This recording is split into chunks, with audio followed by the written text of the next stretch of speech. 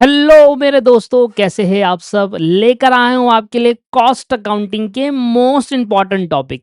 Chapter तो हर कोई important बताता है, पर चैप्टर के अंदर के इम्पॉर्टेंट टॉपिक कौन से हैं वो आपके लिए मैं लिस्ट लेकर आया हूँ। जरा सामने देखिए, मैंने सारे चैप्टर की एक लिस्ट बनाई है जिसके अंदर मैंने पिछले 5 या 6 अटेम्प्ट के पेपर को एनालाइज कराया और देखा है कि इंस्टीट्यूट ने कहाँ कहाँ से क्वेश्चन पूछे हुए हैं और रिपीट कहाँ से करे हुए हैं।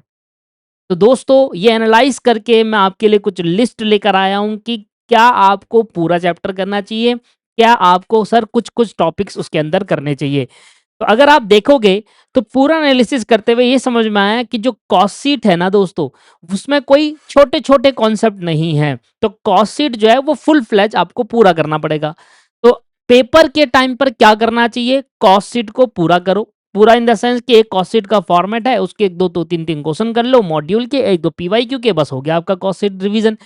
दूसरी अगर बात करें मटेरियल कॉस्ट की, तो मटेरियल कॉस्ट के इंपॉर्टेंट टॉपिक है ईओक्यू विद डिस्काउंटिंग पॉलिसी, साथ में level of stock.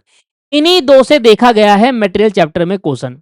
Sir FIFO LIFO weighted average इनसे नहीं आया है, बट मेरा रिकमेंडेशन ये रहेगी कि वेटेड एवरेज या फिर सिंपल एवरेज वाला जो क्वेश्चन है वो एक बार आप ट्राई जरूर करके जाएंगे, क्योंकि फीफो लीफो आप ऐसे भी कर लोगे।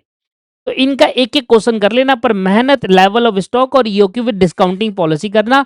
ईओक्यू विद डिस्काउंटिंग पॉलिसी आपको पता है बहुत ईजी है, पर जो लेवल स्टॉक है इसके फॉर्मूले जरूर याद करके जाइए। बात कर लेते हैं लेबर की।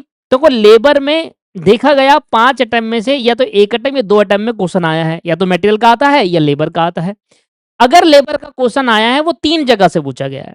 एक तो टोटल अर्निंग निकालना, जिसके अंदर हम हेल्से प्लान, रोवन प्लान, जो आपके पास पीस रेट सिस्टम है और टाइम रेट सिस्टम से रिलेटेड जो प्लान्स आपको बताए हैं उनके सारे याद नहीं करने। पीस रेट का बहुत रेयर पूछा है कि हेल्से वगैरह, रोवन वगैरह, ये जो 4 प्लान है ना, टाइम रेट सिस्टम, इनका पूछा गया है। तो अगर समय है तो इनको एक बार एक एक क्वेश्चन सभी के कर लो, पीस रेट और टाइम रेट के। समय नहीं है तो एटलीस्ट टाइम रेट सिस्टम के करके जाओ। लेबर टर्नओवर जरूर करके जाइएगा। ये एक फेवरेट क्वेश्चन हो सकता है इंस्टीट्यूट का, और ये पूछ भी सकता है एग्जाम में, आने वाले एग्जाम में। ठीक है, एक कॉन्सेप्ट है प्रॉफिट फोरगॉन। लेबर टर्नओवर का ही कॉन्सेप्ट है ये, प्रॉफिट फोरगॉन। जब लेबर टर्नओवर इंक्रीज होता है तो कितना प्रॉफिट हम गवा रहे हैं, इसका एक क्वेश्चन मॉड्यूल में दे रखा है प्रॉफिट फोरगॉन करके। सर वो कर लीजिए, एक बार पेपर में आया था। इसके बाद आते हैं ओवरहेड, जो मोस्ट इंपॉर्टेंट है। ओवरहेड के बारे में कहूंगा कि ओवरहेड आप सेकेंडरी डिस्ट्रीब्यूशन करेंगे और उसमें भी सिमुलेशन, जो सबसे मुश्किल है ना, करके जाना है। देखिए दोस्तों, एक टॉपर स्टूडेंट और एक नॉन टॉपर स्टूडेंट में फर्क पता है क्या होता है? सिर्फ एक ही फर्क होता है। जो नॉन टॉपर स्टूडेंट होते हैं, जिनका माइंडसेट ये होता है जो उसका फेवरेट पार्ट है उनको प्रैक्टिस करता है, पर जो एक टॉपर स्टूडेंट जो होता है वो जो वीकर पार्ट होता है ना उस पर मेहनत करता है। तो आप कौन सी कैटेगरी में हो? क्या आप वीकर पार्ट पे मेहनत करना चाहोगे, या जो आपका फेवरेट पार्ट है वो करूंगा? ज्यादा स्टूडेंट क्या करेंगे, जो पसंद है मैं वो करता हूं, उसको पहले करता हूं। चाहे मटेरियल चैप्टर मुझे पसंद, शुरुआत वो मटेरियल से करेगा। जो चैप्टर मुश्किल है उसको लास्ट में लेकर जाएगा, नहीं करना होता ऐसा। सिमुलेशन, सेकेंडरी डिस्ट्रीब्यूशन में आपको 2 मेथड ध्यान देना है। सेकेंडरी डिस्ट्रीब्यूशन से अगर क्वेश्चन आया तो या तो सिमुलेशन या रिपीटेड डिस्ट्रीब्यूशन, राइट। उसके बाद मशीन आवर रेट, ये आपको कहां पर काम आएगा? सर्विस कॉस्टिंग में भी काम आएगा, ट्रांसपोर्टेशन के अंदर। उसके बाद आता है अंडर या ओवर एब्जॉर्प्शन ऑफ कॉस्टिंग। नहीं आता कोई बात नहीं सर, फास्ट ट्रैक डाला है, पूरा सिलेबस यूट्यूब पर डाला हुआ है, फ्री ऑफ कॉस्ट डाला हुआ है। मैंने हर चैप्टर के नाम भी लिख दिए हैं। अब आपको पूरी प्लेलिस्ट नहीं देखनी, आप सीधा उस पर्टिकुलर कॉन्सेप्ट पे जाइए, चैप्टर पे जाइए और भैया वो कर लीजिए। ठीक है जी, फास्ट ट्रैक मिल जाएगा। आप सीधा सीधा सर्च करिए cost accounting fast track bye दीपक क्लासेस, सीधा आपको पहले नंबर पर प्लेलिस्ट दिख जाएगी। जॉब कॉस्टिंग, देखो कॉस्ट शीट एक सिंगल कॉन्सेप्ट है, पूरा कर लो, एक क्वेश्चन कर लो, हो गया। बैच कॉस्टिंग के अंदर एक ही कॉन्सेप्ट है, ईबीक्यू, इकोनॉमिक बैच क्वांटिटी करके, वो कर लीजिए आप। प्रोसेस कॉस्टिंग में अगर बात करें तो प्रोसेस कॉस्टिंग में इक्विवेलेंट प्रोडक्शन। अब ये सर क्या है? ये वीकर पार्ट होता है स्टूडेंट को लगता है कि ये वाला यार थोड़ा मुश्किल है, इसको नहीं करके जाता, ये कर लेता हूं। गलत है ये। पहले ये करो जो आता है पेपर में, इक्विवेलेंट प्रोडक्शन आता है। नहीं समझ में आ रहा, जाओ फास्ट ट्रैक के अंदर, पुराने नोट्स देखो मेरे, फास्ट ट्रैक जाइए, वहां से समझिए, पर इसको जरूर करके जाइए। दो कॉन्सेप्ट है इसके अंदर, फीफो और वेटेड दोनों करके जाना है। उसके बाद कहां आना है, प्रोसेस अकाउंट में। और प्रोसेस अकाउंट में सिंपल वाला नहीं करना, एबनॉर्मल लॉस, नॉर्मल लॉस या एबनॉर्मल गेन जिस कॉन्सेप्ट क्वेश्चन में होगा वो क्वेश्चन की प्रैक्टिस आपको करके जानी है, राइट। ठीक है जी। इसके बाद आते हैं कॉन्ट्रैक्ट। अब कॉन्ट्रैक्ट अकाउंट पूरा ही होगा क्योंकि एक ही कॉन्सेप्ट है, कॉन्ट्रैक्ट अकाउंट बनाना है, कुछ फॉर्मुलेस दे रखे हैं वो करना है, तो पूरा ही शो करना है। पूरा करने का मतलब है एक दो क्वेश्चन कर लो अलग अलग टाइप के, हो गया आपका कॉन्ट्रैक्ट का रिवीजन। सर्विस कॉस्टिंग में देखा गया है कि सबसे ज्यादा पूछा गया है ट्रांसपोर्टेशन से, फिर उसके बाद आता है होटल कॉस्टिंग। और सर मैं आपको एक बार नोट कर देता हूं, सर्विस कॉस्टिंग मॉड्यूल से ही पूछा जाता है। जो क्वेश्चन आपके मॉड्यूल के अंदर दे रखे हैं उन्हीं क्वेश्चन को रिपीट कर दो, वही क्वेश्चन आएंगे डिजिट चेंज होकर। तो ट्रांसपोर्टेशन पहले करना है सबसे प्रायोरिटी, होटल बाद में, लास्ट में हॉस्पिटल करना है क्योंकि एक ही बार पूछा गया है पिछले 5-6 टाइम में। तो होटल कॉस्टिंग और ट्रांसपोर्टेशन, सबसे ज्यादा तो ट्रांसपोर्टेशन आता है। तीन ही कॉन्सेप्ट है हमारे में। मार्जिनल कॉस्टिंग की अगर बात करें तो मार्जिनल कॉस्टिंग में दो क्वेश्चन आएंगे, एक क्वेश्चन होगा डिसीजन मेकिंग का, एक क्वेश्चन होगा बेसिक क्वेश्चन। बेसिक क्वेश्चन मतलब break even point, PV ratio, margin of safety, desire sale, desire क्या कहते हैं यूनिट, मतलब unit to be sold to earn desire profit, unit to be sold to earn desire profit एक हो गया। अब Dzire cell करने के लिए कितना प्रॉफिट हम रखे, मतलब दोनों कॉन्सेप्ट। दो अगर आपको सेल दे रखी है, दो प्रॉफिट दे रखा है, तो पीवी रेशियो कैसे निकालेंगे वो। ये तो हो गया सर बेसिक फॉर्मूला, बेसिक फॉर्मूले क्वेश्चन जिसके अंदर आपको एक क्वेश्चन आएगा 7 मार्क्स का। अब दूसरा आता है डिसीजन मेकिंग जिसमें आपका limiting factor, absorption costing versus marginal costing, देखो नहीं आता है absorption costing versus marginal costing.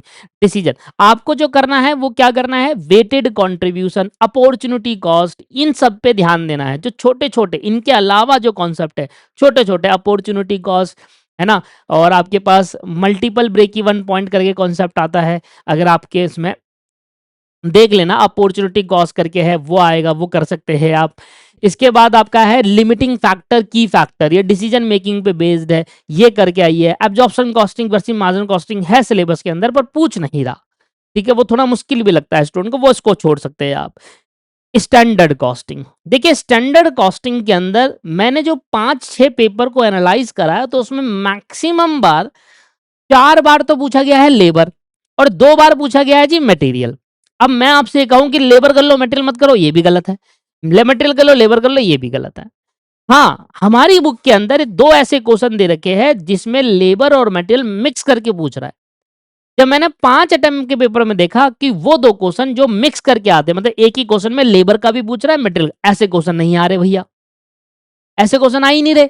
तो क्या आ रहा है, या तो सीधा सीधा लेबर कॉस्टिंग या सीधा सीधा मटेरियल कॉस्टिंग। दोस्तों ये एक ऐसा चैप्टर है जो आपको बहुत अच्छे मार्क्स दिला सकता है। जब आप ग्रुप 2 में आओगे स्टैंडर्ड कॉस्टिंग आपको पहाड़ लगेगा। यहां पर आपको दो ही, वहां पर आपको मटेरियल, लेबर, सुना, ओवरहेड दोनों, variable overhead, fixed overhead, sale variance, ये सारे सेल वेरिएंस के भी 2 पार्ट, फिर प्रॉफिट रिकंसिलाई, भाई साहब क्या क्या नहीं पढ़ना। वहां आपको लगेगा कि भाई मुझे क्या पढ़ा रहे हैं। यहीं पर एक अच्छा मौका है, पहले लेबर की प्रैक्टिस करो, क्वेश्चन कैसे आ रहा है, या तो सीधा लेबर आ रहा है या सीधा मटेरियल आ रहा है, दोनों का मिक्स करके नहीं पूछ रहा, राइट। ठीक है, बजट एंड बजटरी कंट्रोल में मैक्सिमम बार देखा गया है कि कैश बजट पूछा गया है। कैश बजट, तो कैश बजट मॉड्यूल से उठाओ और पीवाईक्यू उठाओ, करने की प्रैक्टिस करो। दूसरा पूछा गया है प्रोडक्शन और raw material budget.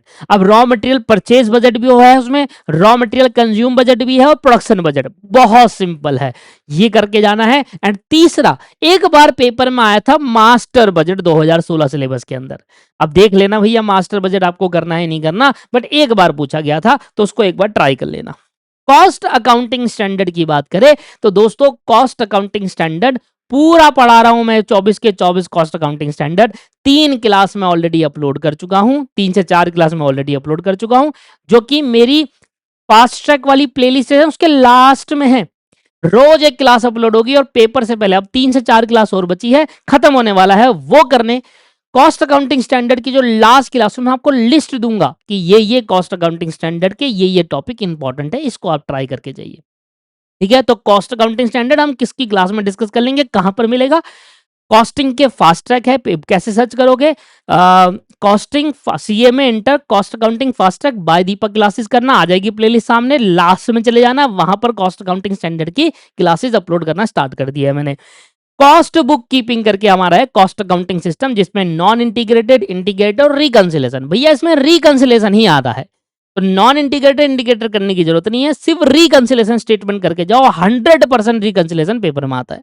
And the last one, joint and by product. वैसे तो ये बहुत रेयर ही पूछ रहा है कि कभी जॉइंट प्रोसेस आता है, कभी जॉइंट एंड, पर अगर जॉइंट एंड बाई प्रोडक्ट आएगा तो दो जगह से पूछेगा। पहला NRV, net realisable value, and दूसरा फिजिकल क्वांटिटी मेथड। एक नया मेथड और छोटा सा है कंट्रीब्यूशन मार्जिन मेथड। अगर आ जाता है तो बच्चे पेपर में नहीं करते, आया नहीं है अभी तक, पर अगर आ गया तो नहीं कर पाओगे, उसको एक बार पढ़ के चले जाना। बाकी दो ही इंपॉर्टेंट मेथड है, एनआरवी और सर आपके पास फिजिकल क्वांटिटी मेथड।